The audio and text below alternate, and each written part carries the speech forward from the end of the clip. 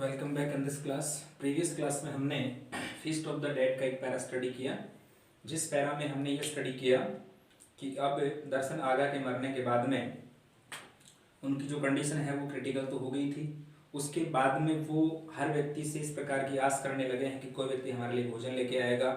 जब भी कोई बाहर आवाज़ आती है या सुनाई उनको देती है तो सोचते हैं कि कोई ना कोई हमारे लिए आ रहा है, मतलब हमारे लिए भोजन लेके आ रहा है। लेकिन कभी कभार क्या होता है, कभी तो कोई मोची आता है उधर से, शू मेकर जिसको बोलते हैं, कभी उधर से कोई एक तरह से जो हेयर ड्रेसर होता है वो आता है, कभी कोई दूसरा व्यक्ति आता है। तो सोचते हैं कि वो सब हमारे लिए जो है कोई ना कोई जो है आएगा और कुछ ना कुछ लेके आएगा, लेकिन ऐसा नहीं होता है। दूसरी बात, जो गांव के लोग हैं या उस गली के जो लोग हैं वो ये सोचते हैं कि उसको अब काम पर बुलाना गलत होगा, इम्प्रॉपर होगा, अनुचित होगा, क्योंकि अभी अभी उसके हस्बैंड की डेथ हुई है, तो हम उसको अभी काम पर जो है वो नहीं बुला सकते, इस वजह से वो उसको नहीं बुलाते हैं। दूसरा, जैसे वो बाहर जो है ब्रेडमैन की आवाज़ सुनती है, जो रोटियां वहाँ जो है डबल रोटी पाव रोटी बेचता है, उसकी आवाज़ सुनती है, तो वो उसके पास में जाती है और वो कहती है कि मुझे 2 पाव जो है वो क्रेडिट पे दे दो, साख पे दे दो, जब भी मेरा लॉन्ड्रिंग का काम होगा मैं आपको पैसे इसके चुका दूंगी। इस प्रकार से वो मिन्नतें करती हैं, लेकिन ऐसा नहीं होता है। और वो 6 साल का 9 साल का 2 बच्चे हैं उसकी, 6 साल का है, दूसरा 9 साल का है। तो वो दोनों बच्चे काफ़ी ज़्यादा परेशान हैं भूख के मारे, छोटे वाला बच्चा ज़्यादा परेशान है। तो इस प्रकार से वो अपने बच्चों की भूख शांत जो है वो नहीं कर सकती। छोटे बच्चे को जब भी भूख लगती है तो वो कहता है कि माँ पता नहीं पेट में क्या हो रहा है, इस प्रकार से जो है पेट में बल पड़ रहे हैं। तो उसकी माँ बाद में कहती है कि बेटा ये सब भूख के कारण होता है। तो इस प्रकार की जो बातें हैं वो उनके बीच में होती है, और अपनी जो मिजरेबल कंडीशन है उसको लेकर के, और दर्शन आगा की जो फैमिली है वो बहुत ज़्यादा परेशानी में है। ठीक है, तो ये बात हमने प्रीवियस जो पैरा था उसमें हमने स्टडी की थी। ठीक है, और हमने इसमें क्या स्टडी किया वो थोड़ा सा हम इस पैरा से लिंक कर लेते हैं, ताकि हमें आगे जो नेक्स्ट पैरा है उसको समझने में प्रॉब्लम नहीं आए। ठीक है, तो गुलनाज अपने बेड में लेटी हुई है और बच्चों की जो बुदाहट है या बड़बड़ाहट है वो सुन रही है। ये सुनकर के बच्चे मतलब एक तरह से भूख के मारे परेशान हो रहे हैं, तो आंसू हैं वो उसकी आंखों से झलक रहे हैं, और इस प्रकार वो सोच रही है कि लाइफ जो है वो गली में वैसे ही चल रही थी जैसे पहले चलती थी। दरवाज़ा बंद हुआ, वो जान गई कि कोई ना कोई नेक्स्ट डोर पे जो बच्चा है वो स्कूल जा रहा है। फिर उसको बाहर आवाज़ सुनाई देती है, लेकिन इस बार कौन था, तहसीन एफएनडी था जो वहाँ का नाई है, वो आता है और वो अपनी दुकान की तरफ जा रहा है दुकान खोलने के लिए। अगला व्यक्ति इधर से जो आता है वो क्लार्क था जो इलेक्ट्रिक कंपनी में काम करता है, तो वो अपने ऑफिस में जा रहा है, अपनी कंपनी में जो है अपने काम के लिए जा रहा है। उसके बाद मोची आता है, उसके बाद ब्रेडमैन आता है, और लगभग वो इसी टाइम पर जो है वो आता है। बास्केट जो है दोनों तरफ से भरी हुई है ब्रेड की, और जो बास्केट की चरमराहट है उसको काफ़ी दूर से सुना जा सकता है। बड़ा जो लड़का था उसने आवाज़ सुनी तो उसने अपने छोटे भाई की तरफ देखा। गुलनाज जो है उससे सर्दी लग रही थी उसको बहुत ज़्यादा, उस रूम से वो उठी और उसने अपनी ओढ़नी ओढ़ी और बाहर गई।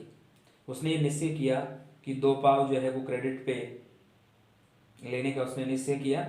वह जो उसका पैसा, जब उसको पैसा मिले वो चुका सकती थी। जब उसको कौन सा पैसा मिलेगा, लॉन्ड्रिंग का काम करेगी तब उसको पैसा मिलेगा। उसने दरवाज़ा खोला और बास्केट जो है वो किनारे तक भरी हुई थी स्पंजी फ्रेश ब्रेड से, जो फ्रेश वाइट ब्रेड थी उनसे। तो ऐसा वो सोच रही है और अपने बच्चों की भूख शांत करने का भरसक प्रयत्न जो है उसके द्वारा किया जा रहा है, ताकि कैसे न कैसे करके और मेरे बच्चों की जो है मैं भूख शांत करूं। ओके, तो देखते हैं आगे क्या होता है। इसका जो नेक्स्ट पैरा है उसमें हम आगे की स्टोरी है उसको थोड़ा सा एलेबरेट करते हैं, बढ़ाते हैं, ताकि पीछे वाला पैरा उससे लिंक होकर के और हमारे जो है पूरी की पूरी जो स्टोरी है वो अपने माइंड में फीड हो जाए। ठीक है, देखिए, A beautiful smell went up her nose। एक बहुत ही अच्छी जो स्मेल है, beautiful smell went up her nose, वो उसके नोज तक गई, कहने का मतलब उसने स्मेल को महसूस किया। किसने किया? दर्शन आगा की पत्नी जो गुलनाज है उसने। And just as she was about to say something to the breadman, वह जो है बैडमैन को कुछ कहने वाली थी, बैडमैन नहीं ब्रेडमैन, ब्रेडमैन को कुछ कहने वाली थी, something to the breadman, breadman जो रोटी बेचने वाला व्यक्ति है उसको वो कुछ कहने वाली थी कि ब्रेड दे दो, या फिर इस प्रकार से जो है उसको कहने वाली थी। ही साउटेड, वह चिल्लाया, जैसे उसको ब्रेड के लिए बोला तो वह चिल्लाया और क्या कहा? गिड्डी एप, गिड्डी एप का मतलब मूर्ख जानवर। गुलनाज को नहीं बोला उसने, उसने घोड़े को बोला है। तो गिड्डी एप का मतलब क्या हो गया? मूर्ख जानवर टू द हॉर्स, उस घोड़े को उसने बोला कि मूर्ख जानवर ऐसे कैसे कर रहा है। And Gulnaz lost all her courage, lost all her courage, Gulnaz ने अपना सारा का सारा जो साहस है वो उसने खो दिया। मतलब जो कहने की हिम्मत कर रही थी वो कहने की हिम्मत वो नहीं कर पाई। Okay, no words came from her mouth, कोई भी जो शब्द है वो उसके मुंह से नहीं निकल पाए। जो उधार लेने का वो प्रयत्न कर रही थी कि उधार लेकर के मेरे बच्चों की भूख को शांत कर दूंगी, तो वो उसके माइंड में जो है पहले से चल रहा था, बट अब उसकी आवाज को सुन करके, उसके गुस्से को सुन करके, देख करके, और उसने उसको कहने का साहस नहीं हो रहा है कि मैं इसको ब्रेड के लिए बोल दूं। एंड हेवनली स्मेलिंग, जो बहुत ही अच्छी जो स्मेलिंग है भोजन की, वो उसके पास से गुजरी। Heavenly smelling food passed by her house, उसके घर के पास से गुजरी थी, but she could not stretch out her hand and take it, वह जो अपना हाथ है उसको फैला नहीं पाई, एंड टेक इट, और इसको ले नहीं पाई। मतलब जो ब्रेड है उसको लेने के लिए वो अपना जो हाथ है उसको वो फैला नहीं पाई कि वो फैला करके, हाथ फैला करके उससे ब्रेड ले सके। ठीक है ना? तो ये कंडीशन जो है वो वहां पर क्रिएट नहीं हो पाई। ठीक है, तो कहने का मतलब उसने उसका गुस्सा देखा, गुस्सा देख करके उसको ये हो गया कि ये इस प्रकार से तो गुस्से वाला इंसान है, तो ये ब्रेड मुझे तो शायद ही दे, जब ये ब्रेड नहीं देगा तो मेरे बच्चों की भूख को मैं कैसे शांत कर पाऊंगी, ये वो सोच रही है। ओके, उसके बाद देखो, सी केम इनसाइड, वो अंदर आई, केम इनसाइड, इनसाइड अंदर की तरफ, but did not dare look into the fevered eyes of her sons, अंदर तो आ गई वो, क्योंकि उससे वो ले नहीं पाई, अंदर तो आ गई लेकिन उसने साहस नहीं किया। Did not dare look, dare means साहस करना, look into the eyes of her sons, look into means देखना, द फीवर्ड आईज, जो बुखार से पीड़ित आंखें या बुखार वाली जो आंखें थी अपने बच्चों की, उन आंखों को वो एक तरह से देख नहीं पाई, देखने का साहस नहीं किया। बुखार चढ़ रही है, इसके अलावा बच्चों को भूख भी लग रही है, बुखार तो है ही है, साथ में बच्चों को भूख भी लग रही है, तो उसके कारण बच्चे बहुत ही ज़्यादा मिजरेबल कंडीशन में हैं, वो कुछ कह नहीं पा रहे हैं, कह रहे हैं तो उसकी मदर जो है उनकी जो भी इच्छा है उसको कंप्लीट नहीं कर पा रही है, क्योंकि सिचुएशन उनकी प्रेजेंट में बहुत ज़्यादा क्रिटिकल है। ओके, वेटिंग होपफुली, बच्चे आशा से या आशा पूर्वक इंतजार कर रहे थे कि मम्मी या मदर, माँ बाहर गई है और वो कुछ ना कुछ लेके आएगी अपने लिए, तो हम अपनी भूख को शांत कर लेंगे, लेकिन ऐसा नहीं होता है। Note a word was spoken, एक भी शब्द जो है वो बोला नहीं गया इन द रूम, मतलब रूम में किसी की आवाज तक नहीं आई। कहने का मतलब उसकी माँ ने भी कुछ नहीं बोला तो बच्चों ने भी कुछ नहीं बोला, बोले नहीं बच्चे बिल्कुल भी दोनों। The boys simply looked at her empty hands, लड़कों ने जो है वो अपनी माँ के खाली हाथों को देखा। कहने का मतलब मम्मी कुछ लेके नहीं आई थी, क्योंकि उसकी जो डांट फटकार है उसको सुन करके वापस वहां से वो आ गई थी। तो the boy simply looked at her empty hands and turn their eyes away, और अपनी आंखों को उन्होंने घुमा लिया कि अब माँ को क्या बोला जाए। माँ तो कुछ लेकर नहीं आई है, हो सकता है माँ को कुछ मिला नहीं हो, और कुछ मिलता तो माँ डेफिनेटली हमारे लिए कुछ न कुछ लेके आती, लेकिन अब जो है वो पॉसिबल नहीं था कि माँ क्या लेके आए, ठीक है ना। तो इस प्रकार से जो है वो काफ़ी ज़्यादा निसहाय हो चुके थे। उसके जस्ट बाद में देखिएगा, it was a long time, ये काफ़ी लंबे समय की बात हो गई थी। लेटर दैट की the younger boy broke the silence, छोटा जो बच्चा है वो बोला। ब्रोक द साइलेंस में चुप्पी तोड़ी या बोला, काफ़ी टाइम बाद में बोला है, बच्चा बोल नहीं पाया था पहले। मदर क्या कह रहे, माँ, I can't stand it any more. Can't stand का मतलब सहन नहीं कर पाना, यहाँ स्टैंड का मतलब सहन कर पाने से है, कांट लग गया तो नेगेटिव सेंस हो गया। तो माँ, मैं अब और ज़्यादा सहन नहीं कर सकता, कहने का मतलब भूख जो है ना उसको मैं अब और ज़्यादा सहन नहीं कर सकता, ठीक है। Something is happening, something means कुछ, समथिंग मीन्स कुछ, कुछ हो रहा है। क्या हो रहा है, देखो, something is happening inside my tummy, tummy का मतलब पेट, मेरे पेट में कुछ ना कुछ हो रहा है, यानी कि मतलब भूख लग रही है। अपन कई बार खुद भी कहते हैं कि मम्मी जल्दी खाना लाओ, पेट में चूहे दौड़ रहे हैं, ठीक है ना। तो इस प्रकार से जो है पेट में कुछ हो रहा है, कुछ होने का मतलब भूख लग रही है उनको। अपन इस स्टोरी को इस प्रकार से स्टडी करना, उसमें हमें ये लग रहा है, लग क्या रहा है, डेफिनेटली ये चीज़ है कि यहाँ पर बच्चों को भूख बहुत ज़्यादा लग रही है। पहले 2-3 दिन तक जिन्होंने खाना खा लिया, लेकिन रोज है वो इस प्रकार या ऐसी कंडीशन में खाना नहीं दे के जाएगा। ये अपने को पता है, जब भी किसी के यहाँ डेथ होती है तो 1 दिन, 2 दिन, 3 दिन, 4 दिन भोजन दे सकते हैं, इसके अलावा कोई भोजन देने की कंडीशन में नहीं होता, होता है तो भी नहीं देता है, क्योंकि परंपरा कुछ ऐसी है, ठीक है ना। तो वो छोटा जो बच्चा है वो कह रहा है कि माँ अब मैं सहन नहीं कर सकता, डोंट वरी, चिंता मत करो बेटा, माई स्वीट सन, मेरे मधुर बेटे या मेरे एक तरह से प्रिय बेटे, तुम जो है चिंता मत करो, क्योंकि चिंता करोगे उससे भी कुछ नहीं होने वाला है, और चिंता तुम नहीं करोगे तो कोई ना कोई बंदोबस्त जो है मैं कर दूंगी, लेकिन तुम जो है इस वक्त चिंता मत करो। तो देखिए इसमें आगे क्या होता है, यहाँ पर ये हमने स्टडी किया कि something is happening inside my tummy, बच्चा बोल रहा है मेरे पेट में कुछ हो रहा है।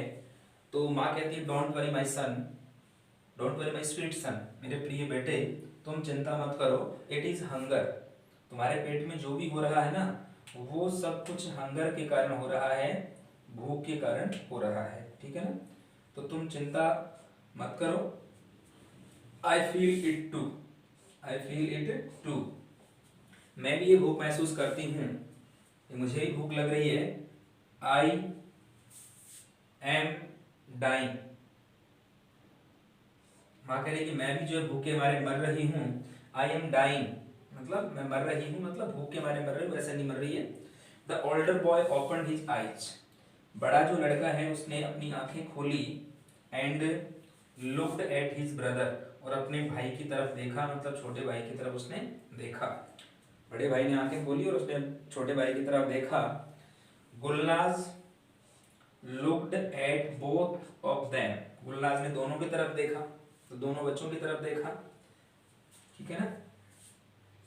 The little boy was silent, छोटा जो बच्चा है वो बिल्कुल साइलेंट था, मतलब बोल नहीं पा रहा था। बोल नहीं पाने का मतलब ऐसे बोलना तो वो एक तरह से बोलना तो उसको आता था, बोल भी सकता था, बट भूख के मारे उसकी आवाज नहीं निकल रही थी, ठीक है ना। हिज फेस वॉज डार्कर, उसका जो चेहरा है वो काफी ज्यादा कैसा था, डार्कर, डार्कर का मतलब एक तरह से अंधकार में, का मतलब भूख के मारे बहुत ज्यादा परेशान वो हो गया था। हिज लिप्स ड्राई, उसके जो होठ हैं वो बिल्कुल सूख चुके थे या सूखे हुए थे। एंड पर्स्ड, ड्राई का मतलब सूखे, और पर्स का मतलब बिल्कुल सूखे, ऐसे ऐसे पपड़ी सी आ जाती है होठों पर, वैसा उसका चेहरा हो गया था, उसके होठ हो गए थे। हिज ब्लडलेस स्किन फेडेड, और उसके स्किन को देख के लगता था जैसे कि स्किन में बिल्कुल भी क्या नहीं है, ब्लड नहीं है, तो ब्लडलेस स्किन, उसकी जो स्किन है वो ब्लडलेस हो गई थी एक तरह से, बिल्कुल भी खून नहीं था। एंड होलो, और बिल्कुल खाली, छिछली, यानी कि मतलब बिल्कुल भी एक तरह से खून है वो स्किन में था ही नहीं, ऐसा लग रहा था। ठीक है। गुलनाज बेकंड, बेकंड का मतलब बुलाया, पुकारा। गुलनाज ने जो है वो किसको पुकारा, टू द ओल्डर बॉय, बड़े लड़के को पुकारा। And they left the room to talk outside, और उन्होंने दोनों ने रूम छोड़ दिया, left the room to talk outside, बाहर की तरफ बात करने के लिए उसने रूम छोड़ दिया। दोनों माँ और बेटे ने छोटे वाले बच्चे को घर पे छोड़ दिया और दोनों बाहर चले गए ये बात करने के लिए। उसके सामने बात करेंगे तो छोटा बच्चा हो सकता है कोई रिएक्ट करे या उसको कोई टेंशन हो जाए, मान लो। या छोटा बच्चा समझता नहीं है ना, थोड़ा बड़ा बच्चा है, थोड़ा बहुत मान लो बात कुछ समझेगा, उसकी मदर जो कह रही है वो। इस प्रकार से दोनों के बीच में जो है ये बात हुई है लास्ट में, और वो बात करने के लिए बाहर चले जाते हैं। तो ये हमने सिंपली जो है एक ट्रांसलेशन किया है पैराग्राफ का। अब हम इसका ग्रामेटिकल पोर्शन ट्रांसलेट करते हैं। ग्रामेटिकल पोर्शन में कौन कौन से टेंसेस का यूज किया गया है, ठीक है, या प्रेपोजिशन है, पार्ट्स ऑफ स्पीच में कौन कौन से टॉपिक्स का यहाँ पर यूज हमें देखने को मिलेगा। तो देखिए इसका ग्रामर पोर्शन देखते हैं थोड़ा सा। ए ब्यूटीफुल स्मेल, काफी सुंदर या काफी अच्छी जो स्मेल है, तो यहाँ पर ये एडजेक्टिव हो गया, और ये वाला क्या हो गया, नाउन हो गया। एडजेक्टिव नाउन से पहले ही जो है एक तरह से एडजेक्टिव आता है। स्मेल मींस सुगंध, एब्स्ट्रैक्ट नाउन हो गया। तो यहाँ पर एक बहुत ही अच्छी स्मेल जो है वो आ रही थी, वेंट अप मींस आई, तो यहाँ पर वर्ब के सेकंड फॉर्म हो गया यहाँ पर ये, और वर्ब के सेकंड फॉर्म होने का मतलब क्या हुआ, पास्ट सिंपल टेंस। तो उसको किसको, गुलनाज है, उसको सुगंध काफी अच्छी आई। And just as she was about to say, जैसे ही वो कहने वाली थी, तो वॉज का मतलब थी या था, थे तो वर्ब में आता है, था और थी के लिए वॉज आता है, तो मतलब पास्ट सिंपल टेंस हो गया यहाँ पर भी। About to say something to the bread man, वो जो रोटी बेच रहा है, पाव बेच रहा है, उसको वो कुछ कहने वाली थी, ठीक है ना। ही साउटेड, वो चिल्लाया, पहले से चिल्ला उठा वो, तो यहाँ पर साउटेड सेकंड फॉर्म है, तो सेकंड फॉर्म होने का मतलब क्या हो गया, पास्ट सिंपल टेंस हो गया।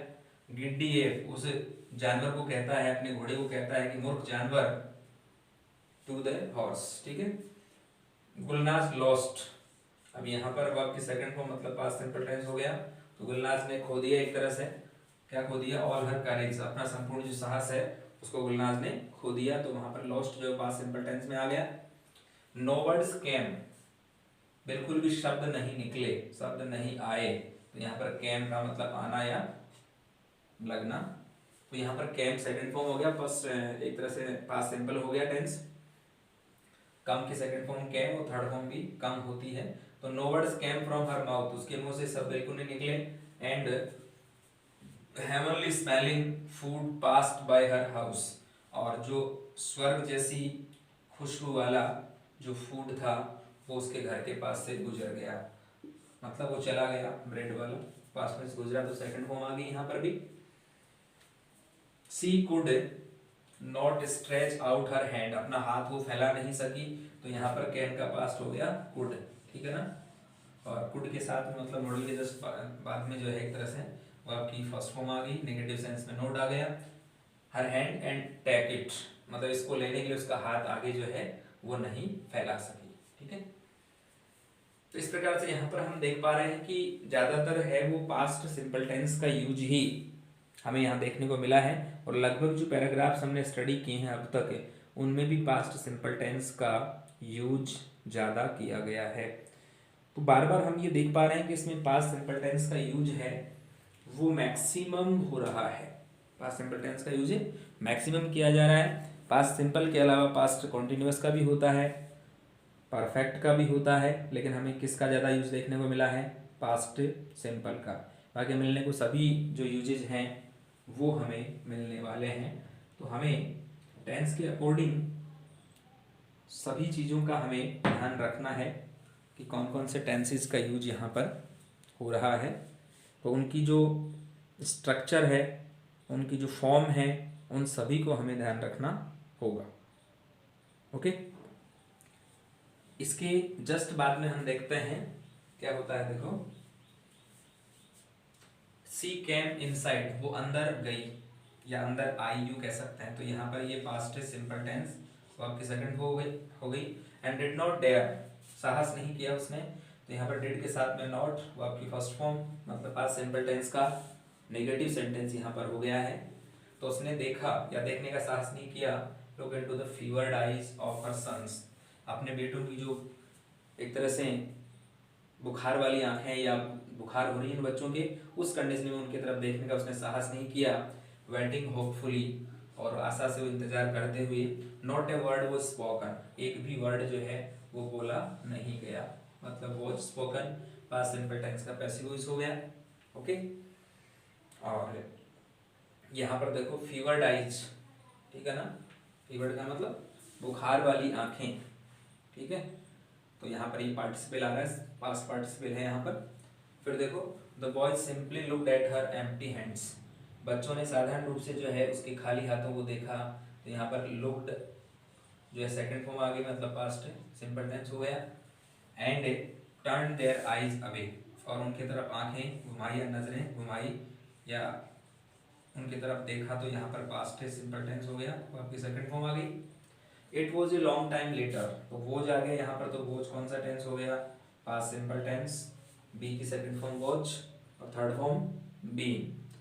तो इस प्रकार से उसने नजरें घुमाई, और ये काफी लंबे समय बाद की बात थी एक तरह से, दैट की the younger boy broke the silence, छोटा जो बच्चा है उसने अपनी अपनी जो चुप्पी है उसको तोड़ा है उसने। मतलब काफी टाइम बाद में बच्चा जो है वो बोला है, क्योंकि उसको काफी टाइम से वो चुप था, भूख लग रही थी, इस वजह से जो है वो बच्चा जो है, तो बच्चा काफी टाइम बाद में बोला है। तो यहाँ पर क्या लिखा हुआ था अभी देखो, that the younger boy broke the silence, बच्चे ने काफी टाइम बाद में चुप्पी तोड़ी। तो यहाँ पर देखो ब्रोक, वो आपकी सेकंड फॉर्म मतलब past simple tense. Okay, mother माँ, आई कांट स्टैंड, स्टैंड का मतलब सहन करने से है। कैन मॉडल का यूज है, फर्स्ट पर्सन सिंगुलर हो गया, मॉडल के जस्ट बाद में वो आपकी फर्स्ट फॉर्म आ गई। तो वो कह रहा है कि माँ मैं ज़्यादा इसको सहन नहीं कर सकता। Something is happening inside my tummy, कुछ है वो मेरे पेट में हो रहा है, ठीक है ना। तो इज हैपनिंग वो आपकी फर्स्ट फॉर्म, इसके साथ में वो फर्स्ट आईएनजी, तो प्रेजेंट कंटीन्यूअस टेंस हो गया, ठीक है ना। तो मेरे पेट में कुछ हो रहा है। डोंट वरी, अब यहाँ पर इंपेरेटिव सेंटेंस हो गया तो डोंट से स्टार्ट होता है। Don't worry my sweet son, मेरे प्रिय बेटे चिंता मत करो, इतना ज़्यादा चिंता करने की आवश्यकता नहीं है। तो यहाँ पर देखो स्वीट और सन ये नाउन आ गया और ये एडजेक्टिव आ गया, ठीक है। तो पार्ट्स ऑफ स्पीच का एक पार्ट एडजेक्टिव यहाँ पर यूज किया गया है। इट इज हंगर, ये भूख है। इज का यूज यहाँ मैन वर्ब के रूप में है, मतलब कि भूख के कारण ऐसा होता है, इसलिए ज़्यादा टेंशन लेने की आवश्यकता नहीं है। डोंट वरी मतलब चिंता मत करो। आई फील इट टू, मैं भी इसको महसूस करती हूँ। तो यहाँ पर देखो फील मीन्स होता है महसूस करना, मैं भी इसको महसूस करती हूँ, तो present simple tense. I am dying, मैं भी मर रही हूँ, मतलब भूख के मारे मर रही हूँ, ठीक है। तो आई एम डाइंग, एम के साथ वो फर्स्ट आईएनजी मतलब present continuous tense. I am dying, मैं भी मर रही हूँ। द ओल्डर बॉय ओपन, बड़े लड़के ने आंखें खोली, ठीक है ना। तो यहाँ पर देखो सेकंड फॉर्म आ गई, बड़े लड़के ने आंखें खोली। तो ये सेकंड फॉर्म आने का मतलब कौन सा टेंस हो गया, पास्ट सिंपल टेंस, ये जो है हो चुका है। इसकी जस्ट बात देखो, and looked at his brother, और जो बड़ा लड़का उसने आंखें खोली, उसने अपने छोटे भाई की तरफ देखा। तो यहाँ पर देखो लुक्ड सेकंड फॉर्म आ गया, मतलब पास्ट सिंपल टेंस हो गया। Gulnaz looked both of them, Gulnaz ने दोनों बच्चों की तरफ देखा। तो यहाँ पर भी पास्ट सिंपल टेंस है, देखिएगा मतलब सेकंड फॉर्म आ गई ना, पास्ट सिंपल टेंस हो गया यहाँ पर। The little boy was silent, छोटा बच्चा साइलेंट था। वॉज है वो आपकी सेकंड फॉर्म है, छोटा बच्चा क्या था, साइलेंट था। तो यहाँ पर भी पास्ट सिंपल टेंस हो गया है। हिज फेस वॉज डार्कर, उसका चेहरा बिल्कुल ऐसे काला सा पड़ गया था। तो यहाँ पर भी वॉज सेकंड फॉर्म मतलब past simple tense. His lips dry, उसके होठ बिल्कुल ऐसे ड्राई हो रहे हैं, एंड पास्ट बिल्कुल सूखे पपड़ी सी आ गई है होठों पर। हिज ब्लडलेस स्किन फैटेड, उसकी जो रक्त विहीन जो त्वचा है वो भी एक तरह से फैटेड, उनका कलर सा उड़ गया है एक तरह से, तो पास्ट सिंपल। एंड होलो, बिल्कुल खाली से लग नहीं रहा है कि इसकी ब्लड में, ये सॉरी इसकी स्किन में कुछ ब्लड है, या स्किन बिल्कुल ऐसे सूख चुकी है, ठीक है ना। तो मतलब कंडीशन बहुत ही ज़्यादा इन बच्चों की क्रिटिकल हो चुकी है। Okay. And hollow, Gulnaz beckoned, beckoned का मतलब बुलाया या पुकारा, तो यहाँ पर भी पास्ट टेंस सिंपल टेंस का यूज किया गया है। टू द ओल्डर बॉय, बड़े लड़के को उसने बुलाया, एंड दे लेफ्ट, लेफ्ट मतलब छोड़ दिया, यहाँ सेकंड फॉर्म है, मतलब past simple tense. The room to talk outside, बाहर की तरफ बात करने के लिए उन्होंने रूम छोड़ दिया कि छोटे बच्चे के सामने वो बात नहीं कर सकते। तो टू टॉक टू इन्फिनेटिव हो गया। नॉन फाइनाइट वर्ब का पार्ट होता है इन्फिनेटिव। इन्फिनेटिव दो प्रकार के होते हैं, टू इन्फिनेटिव और बेर इन्फिनेटिव। तो टू इन्फिनेटिव में वर्ब की फर्स्ट फॉर्म से पहले टू लगता है, बेर इन्फिनेटिव में कोई टू नहीं लगता, केवल सिंगल वर्ब आती है। ओके। तो नॉन फाइनाइट वर्ब जो होती है उसके तीन टाइप्स होते हैं। There are 3 types of non finite verbs, ठीक है। 3 टाइप्स में फर्स्ट वाला जो टाइप है वो होता है इन्फिनेटिव, जिसमें टू इन्फिनेटिव और बैन इन्फिनेटिव। दूसरा होता है इसमें participle. Participle, there are 3 types of participle, जिसमें प्रेजेंट पार्टिसिपल वो फर्स्ट आईएनजी का यूज होता है, पास्ट पार्टिसिपल में वर्ब के सेकंड फॉर्म का यूज होता है, और परफेक्ट पार्टिसिपल में हैविंग प्लस थर्ड फॉर्म का यूज होता है, ठीक है ना। और third type of non finite verb जो है वो होती है जीरंड, ठीक है ना। तो जीरंड का यूज सब्जेक्टिव पार्ट में हो सकता है और ऑब्जेक्टिव पार्ट, मतलब ऑब्जेक्टिव केस में ऑब्जेक्ट बन के भी जीरंड आ सकता है, सब्जेक्ट बन के भी जीरंड आ सकता है। तो इस प्रकार से ये होते हैं नॉन फाइनाइट वर्ब्स के पार्ट जो मैंने आपको बताए हैं। पहले की क्लासेस में ही मैंने आपको इस प्रकार के वर्ब्स के बारे में बताया था, तो आप इन चीज़ों का ध्यान रखेंगे और जो है इसका आप रिवीजन करेंगे, इसका ट्रांसलेशन करेंगे। तो ये विशेष ध्यान रखने की कुछ बातें हैं जो मैंने आपको बताई थी, तो इसका ट्रांसलेशन करें, और ट्रांसलेशन के साथ साथ इसमें जो भी वोकेब है, जो वोकेब आपको नहीं आ रही है, उस वोकेब को भी आप जो है अच्छी तरह से उसकी लर्निंग करेंगे, ठीक है ना। अब इसमें पास्ट सिंपल टेंस के बारे में आपको बता चुका हूँ मैं, थोड़ा सा इंपेरेटिव सेंटेंस के बारे में आप और देख लें कि इंपेरेटिव सेंटेंस जो है वो कितने टाइप से हमें पूछे जाते हैं, ये हमें थोड़ा सा ध्यान रखने की आवश्यकता है। तो ये थोड़ा सा हम देखें कि इंपेरेटिव सेंटेंस में किस किस प्रकार के सेंटेंस जो है वो आ सकते हैं, और हमें जब भी हम उनका ट्रांसलेशन करें तो हमें उनका थोड़ा पता होना चाहिए। यदि उनका पता नहीं है तो ट्रांसलेशन में फिर प्रॉब्लम क्रिएट होती है। बार बार हम टेंस के बारे में जो देख रहे हैं कि ये प्रेजेंट टेंस है, ये पास्ट टेंस है, ये प्रेजेंट कॉन्टिन्यूअस है, ये पास्ट कॉन्टिन्यूअस है, पास्ट परफेक्ट है, ये इसका नेगेटिव सेंटेंस आ गया, ये इसका पॉजिटिव आ गया, ये हम बार बार देख रहे हैं। सेंटेंस के बारे में हमने बार बार जो है अभी देखा नहीं है, कुछ सेंटेंसेस का हमने डिस्कस किया है, कुछ का हमने नहीं किया है, ठीक है ना। तो हम थोड़ा सा इम्पेरेटिव सेंटेंस के बारे में नॉर्मली डिस्कस कर लेते हैं। इम्पेरेटिव सेंटेंस जो है उसको हिंदी में आज्ञार्थक वाक्य कहा जाता है। तो ये सेंटेंस जो है इनकी स्टार्टिंग या तो डोंट से होती है, ठीक है, या फिर वर्ब की फर्स्ट फॉर्म से होती है, या फिर प्लीज, या फिर काइंडली से होती है, और या फिर लेट से होती है, ठीक है ना। जैसे अभी सेंटेंस आया, ये तो अक्सर अपन सेंटेंस बोलते रहते हैं, don't worry be happy. Verb की फर्स्ट फॉर्म जैसे मान लो किसी ने कह दिया कि गो, जाओ, ठीक है ना, स्टडी, अध्ययन करो, ठीक है ना, स्पीक, बोलो। अभी ये अपने आप में सेंटेंस हैं, या फुल स्टॉप लग गया, ये सेंटेंस बन गए, ठीक है ना, ठीक है ना। Please give me your book, ये सेंटेंस हो गया। ये सेंटेंस और भी इजी है, जैसे लेट मी डू इट, मुझे ये कार्य करने दो, let me do it, let me speak, let me finish, ठीक है ना। ये हम सेंटेंस कई बार बोलते रहते हैं, तो ये होता है इंपेरेटिव सेंटेंस। तो इनकी हमें जानकारी होना मस्ट है। तो आप पैराग्राफ का ट्रांसलेशन करें, इस प्रकार के सेंटेंसेस का स्टडी करें, ठीक है ना, तो आपको और अच्छी तरह से मैटर समझ में आ सकता है, ठीक है।